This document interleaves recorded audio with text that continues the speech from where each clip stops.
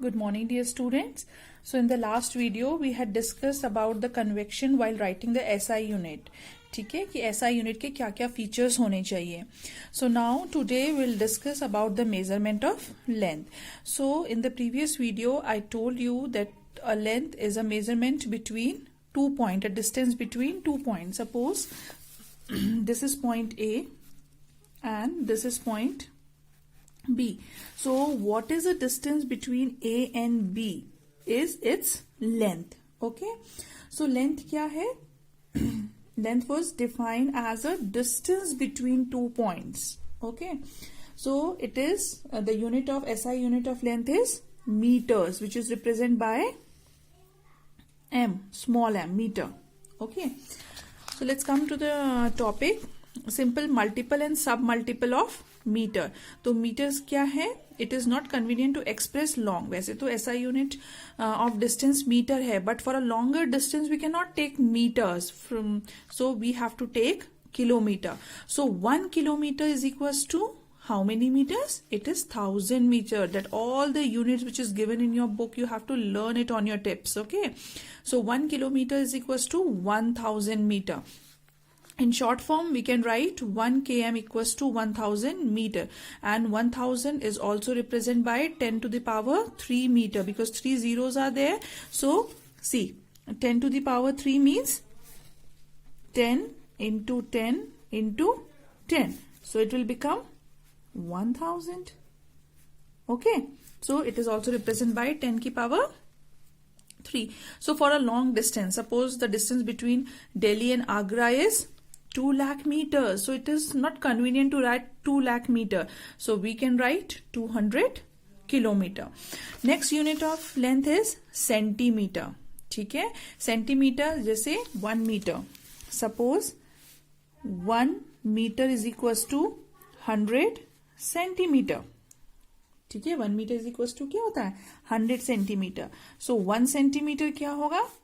1 over 100 meter means 1 metre क्या होगा? 1 metre है, उसकी 100 अगर हम छोटे छोटे छोटे छोटे 100 पार्ट कर दें तो उसका 1 पार्ट क्या हो जाएगा?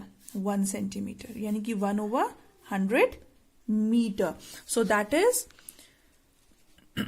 does 1 metre is equal to 100 centimetre, और 1 सेंटीमीटर हम लिख सकते हैं 1 over 100 metre. Okay. That is the 100 part of a metre, 100th part. Suppose 1 metre को हमने 100 स्मॉल स्मॉल पार्ट में तोड़ लिया तो 1 सेंटीमीटर उसका 1 पार्ट. ठीक है. 1 by 100 that is. Okay. So next we have millimetre. So 1 millimetre क्या होता है? दैट इज 1 मीटर में 1000 मिलीमीटर होते हैं. ठीक है. So 1 millimetre is 1000th part of a metre. Means अगर हमने 1 मीटर को 1000 पार्ट में तोड़ लिया तो उसका एक पार्ट क्या हो जाएगा? Millimetre. So that also you have to learn. 1 metre is equal to 1000 millimetre. So 1 millimetre is equal to 1 over 1000 metre. So this is the multiple. ठीक है. मल्टीपल ऑफ लेंथ क्या होती है? Kilometre. It is represent by km and 1 kilometre is equal to 1000 metre. सब multiples हैं इसके. दूसरी units mean centimetre, which is represent by small letter cm.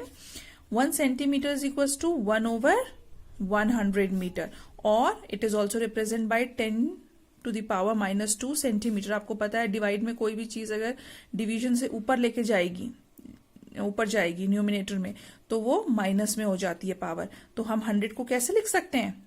ठीक है. 100 को हम कैसे लिख सकते हैं? 10 into 10 लिख सकते हैं. ठीक है. तो अगर हम ये 1 over 100 है तो यानी कि क्या है? 10 की पावर 2 है ना, ये 1 और 2. तो ये ऐसे भी हो सकता है 10 की पावर 1 over 10 की पावर 2.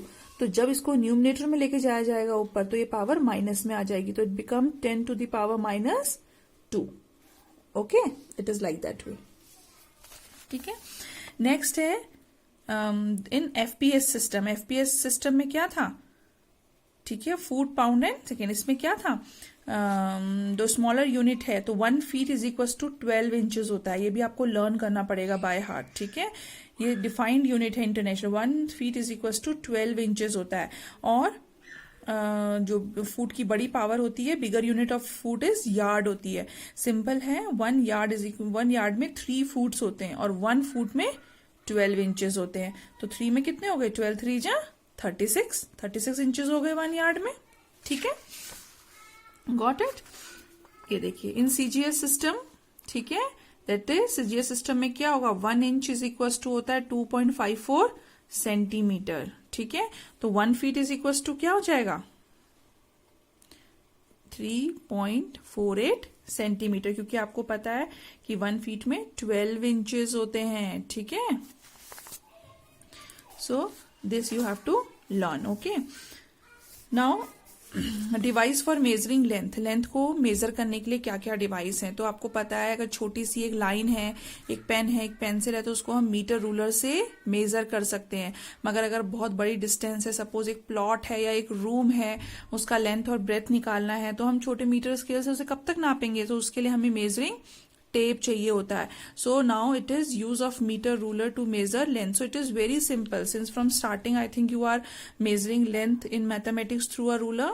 हम मैथमेटिक्स में क्या करते हैं, रूलर की हेल्प से क्या करते हैं, लेंथ मेजर करते हैं।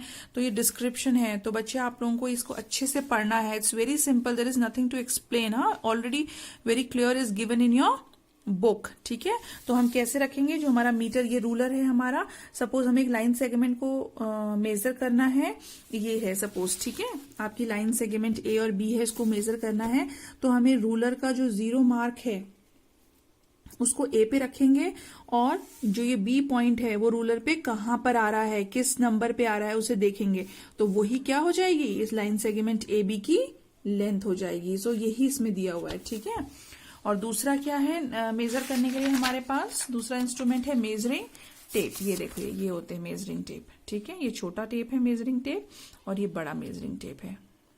ठीक है, तो मेजरिंग टेप से भी सिमिलरली, मेजरिंग टेप से भी अगर हमें किसी चीज की लेंथ नापनी है, तो हम क्या करेंगे, जहां से उसका स्टार्टिंग पॉइंट है उसको इसके 0 पॉइंट पे रखेंगे, और जहां तक वो एंडिंग पॉइंट में टेप में आएगा वही उसकी क्या हो जाएगी, लेंथ हो जाएगी। ठीक है, so that's all for today. In the next video we will discuss about the measurement of mass. तो यहां तक, पेज नंबर 20 तक आपको पढ़ना है। ठीक है, कहां से पढ़ना है, पेज नंबर 17 से। ठीक है, तो half of 17 we had already done, तो ये आधा पार्ट 17, 18, 19 और 20, ये 3 पेजेस आपको पढ़ने हैं। ओके।